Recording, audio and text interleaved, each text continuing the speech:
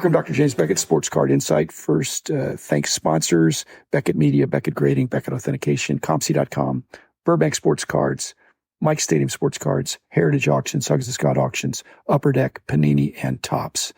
I guess I could have Brian on a bunch because he's never going to run out of topics. But this is the final part of this session we had where I turned the tables and said, hey, Brian, maybe you've got some questions for me. And of course he did. It was interesting to me. I hope it was interesting to you. Brian, he's a lifer. He may have sold Leaf, but we'll be hearing more from Brian. I'll let him announce that in his timing. But he thinks and cares deeply about the hobby as I do. We're kindred spirits in that sense, even though we're different personality types. I consider myself a hard worker, and I think he is too, but he's more on the hustling variety, but he's been smart about where he's put his energy and done well. So hats off to Brian. I hope you enjoy it. And here it is. If something had horrible back damage that you could try to remove with your saliva or whatever like that, you would do that if it was a water-soluble glue or paste or something. And if they could detect it, you're going to get penalized. Because where I struggle is collectors are getting hurt every day because a card gets trimmed. The grading company denies it because they say it doesn't meet minimum size requirement. Yeah. That card gets sold on eBay to someone else who sends it to a grading company. It gets kicked again. Then that guy puts it on eBay. 10 people lose money on a card or buy cards and try to get them graded because they keep seeing these clean, raw cards that are trimmed. But if PSA or Beckett or someone put it into a holder and say, this is an altered 9 or a restored 9, then it would stay in the holder. Because you know what? The guy who trimmed it wouldn't take it out and sell it raw, because eventually we could create a market for cards that are made to look their best. I proposed that a number of years ago. And it's the right thing to do. I don't get it. Right. Beat them over the head, Don. No. Beat them over the head until they do it. No, I'm not in the chain of command at Beckett anymore, but I presented the idea. It was shot down. But it was basically that all those should be graded, in effect taken off the market. But I went a step further than what you're saying.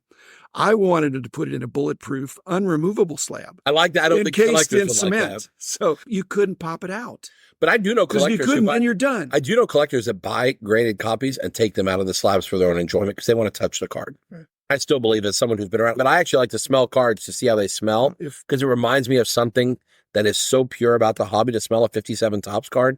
It has a unique smell to it that just is not replicatable today. You know why it's not? Because when they took gum out of the cards, we didn't have they had to use different inks. You don't have the gum smell, but you also have a more sterile kind of a card. It's different. And they upgraded the cardboard. And the gloss, they're using a gloss that keeps everything in. But there is something so special about those old cards and holding them and smelling them and looking at them. But I think this goes back to eye appeal to some extent. I think there's nothing wrong with appreciating eye appeal no matter how you get there, so long as you're transparent about how you got there. Exactly. And I think Kurt's Card Care could be a monster business if you could now take your 57 Topps mantle and make it look better. And the grading company said, you know what? Trim it if you want to. It's going to be in an altered holder, but instead of being 95-5 centering like so many of those 57 cards are, we can now make that card look like it's 70-30, which is not perfect. But the eye appeal will be so much better that instead of being in a 2 or 3 and it's holder, going to be a 1/8 inch too narrow. And it's okay. And that's because okay guess what? Me. When people cut boxes of Post and they took the cards on the back, people cut those terribly. Most can cut cards were handled so terribly. Okay, we put those in graded card holders when they're cut terribly off the box, or the hand cut Babe Ruth from whatever that set was, the little red card. So if it's an 8 MC, let's say, so if it's a qualifier, so it's miscut. Hate qualifiers. I hate it too. Okay. So if it's an 8 MC, which really would be valued at a 6 or 5 or something like that, are you saying when they shave off that 1/8 of an inch to make it 70-30, now it kind of looks like a 9, if everything else was like an 8, but it's going to sell for a 3 price? Well, but see, now it would become an altered 8 because you're altering it. What you're doing though, is you're taking away the miscut element, or you're taking away that element by repairing it. And you have a grade that is altered or restored 8. And let the market decide what is a restored 8 worth versus an 8 MC. Okay. They're already doing that though, Brian, but they're calling it eye appeal. I think when they look at altered cards, they're looking at this as an altered card that now presents like an 8. And I'd rather pay X dollars than get a 3 that looks. But the grading card companies won't put them in holders and certify them as being altered 8. They won't call it that, no. And they're going to say it's altered and it's the Wild West. You go out there. So I think there are people out there. But in the 50s and 60s, they appreciate that, yes. Exactly. But they don't appreciate when you have an Ovechkin rookie from from Upper Deck in 2005. I'm surprised there aren't people, and maybe they're doing this because I don't hit every table and I don't do vintage as much now, but there aren't guys going to vintage tables say, show me all the altered cards you have. Show me your slabbed altered cards or your cards that are problem cards. Well, no one will ever show you those because they take them out and resell them raw on eBay. They sell them raw on eBay and let the next guy deal with the problem. I just wanted your opinion on that. It's eye appeal. It's eye appeal. Good eye appeal cards will always sell regardless of what the holder says. I guess that's what I'm saying. And if the differential for super high grade cards, whatever that means, certainly 8s and 9s and 10s for 52s and things like that. If that price differential is not as great, it takes away some of the incentive. Increase the risk, decrease the reward. And I'd love to see more articulation. Like you said, I like your idea. Let's slab them and slab it with a full description of what it is. Some grading company could do that. They could say, send us your altered cards. We will slab them and we'll give them an eye. How do you feel if the grading company was willing to fix it for you and put it in that holder? Like the comic book grading company that will press the comic. How cool would that be if they had a restoration service attached to PSA? Grading service number 6 should do that. We'll probably do that. Because they don't have a business. Because they have nothing to lose. Nothing to lose. PSA won't gamble on that. Exactly. But CGC made an incredible decision because now you can have a beautiful book that would have been a 6. Now it can be a 9 restored. Once they press the cover. They're the market leader, though, for comic books, right? Of course. So why can't PSA be the market leader and do that? Great question, I think. They're making too much money. They're making a lot of money, I think. But it's just so interesting. I want to get your opinion mainly because I look at the Mona Lisa and say, if that's restored, it's okay. So at what point it's trading cards also covered in bulletproof glass? But at what point are trading cards art? And it's okay. And but if it's art, isn't it okay to restore it? It is okay. It's not criminal. And I think, as a hobby, we're short-sighted. I guess that's where I was going with this. As a hobby, that's today.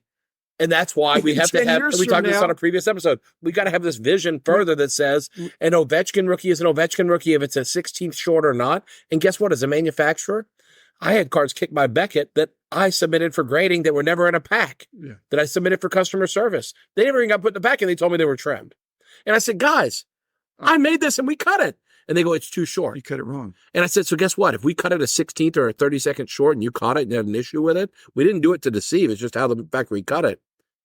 Then I got to think at some point, we shouldn't have this write the card off because it's a 16th short. I'm totally with you on that. And that's what I hope people will learn. But they have to tell it like it is. They have to say, this did not measure, and that's the reason we're giving it an A or whatever it is. But you can see that otherwise it's a 9.5. And this will make me popular. We can't trust dealers to do that.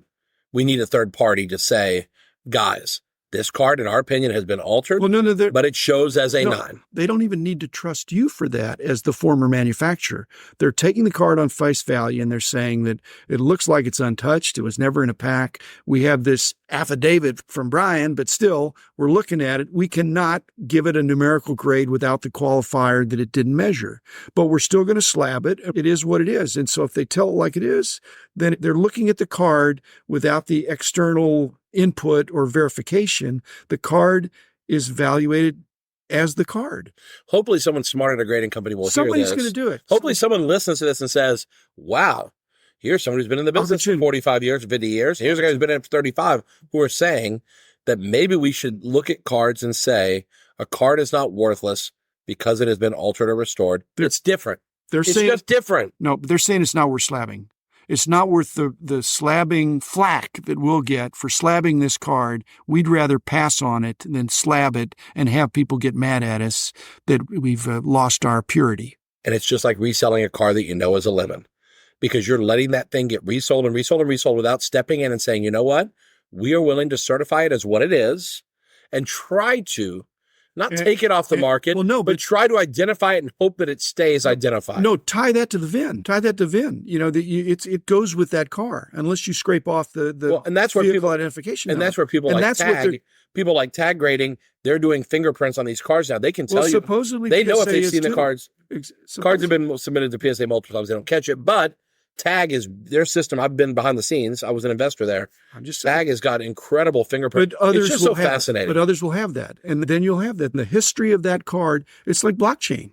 You know, it won't be blockchain, but it'll be, there's like a digital record or there's a verifiable card lookup. You'll be able to track that. So you think we VIN number all the cards eventually?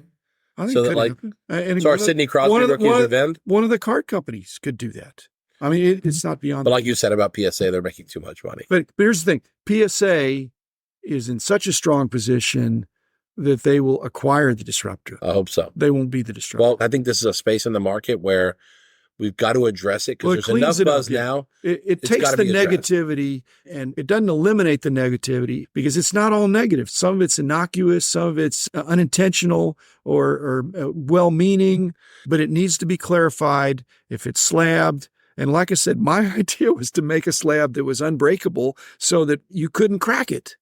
Now, no, you'd have to put that in the submission thing. Like, hey, if you submit a card that's altered, it will be put in an unbreakable, untamperable holder for the security. But then it could be wrong, and then you've taken the card and put it in a chastity belt. That's very scary, But hey, hopefully they'll hear us, and we'll do. Thanks for letting me ask you, because I've been watching these shows on Insta and YouTube, and people are saying PSA is the worst because they can't detect it. Guys, we can only detect. You can't determine what someone's going to do to try to alter the path of how we do it. That's just not right. After you get your grade, then you say, oh, by the way, Kurt's this is alternate. I mean, that's making waves. That wouldn't be my style. I don't think it was very smart. Well, for Kurt's Card Care, great advertising. They've been shouted out now in a way that not only are they good, that they got a 10 on that card, and it was undetectable. Well, they've got a target on their back now, because now the number one mission is to figure out how to stop those cards from getting in there. So their loudness in their advertising may have cost them a long-term viable business model. Well, again, but there may not have been a long term anyway. One of the card companies could buy Kurt's Card Care and bring them in and make them be the front end. I mean, again, nothing is illegal. We're not suggesting anything illegal. But then the question becomes, is it altered if the card company... But it will be accepted. Then that card company will be suspect that everything that came to that card company had been pre-prepped. But, these bulk submission centers... they're doing some of that stuff. Oh, for sure. You know that. They're prepping cards. And it all goes back to what we talked about in our previous episode, 5 years, 10 years, 20 years, how we think about all these things. And that includes alteration. That includes things that are in favor and out of favor. We're going to learn, and things are going to change. The over-under, it's certainly not 20 years for restoration to be accepted in cards. It's imminent. It's less than 5. It feels like less than 5 years before restoration is part of this business. I mean, we've already seen some of the top cards in the hobby have been altered. Some of the PMGs. Oh, yeah. That were colorized or got low grades. And is anybody embarrassed about their green PMG 3? that's a 7? No, they're not. Or even a 3 or a 4, they don't care. I'm just saying, they're bragging about it. But if that 3 or 4 had been colorized a little bit to make it authentic or to make it not get a numerical grade, it's still a really tough card and a beautiful card still. Yeah. And we see that. I'm going to pass that one by. I'm going to wait for a better one. It's not going to happen. Yeah, you're not seeing it ever again. Yeah. Thanks for letting me ask you. Thanks, Brian. Okay. Appreciate it. Thanks, everybody. The man